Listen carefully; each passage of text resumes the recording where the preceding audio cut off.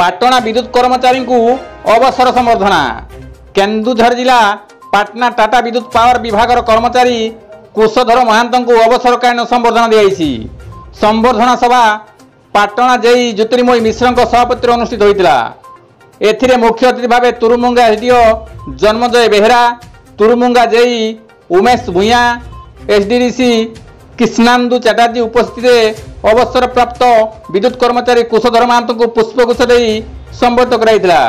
एही अवसर में संबर्धना रे supervisor Adarsh Basa, SCO Sarba Sahu, DO Sarjani Sahu उपस्थित थिले। पाटना टाटा विद्युत पावर कर्मचारी माने लिंगराज मिश्र, नंदकिशोर महांत, नरोत्तम महांत, नवीन बिहारी दास, मनोज कुमार मिश्र, सुशांत प्रधानी, विजय कुमार महांत, अनिल महांत, शंभुनाथ पृष्टि, विजय कुमार महांत सहयोग करथिले। रंजन वारी रिपोर्ट केडी न्यूज।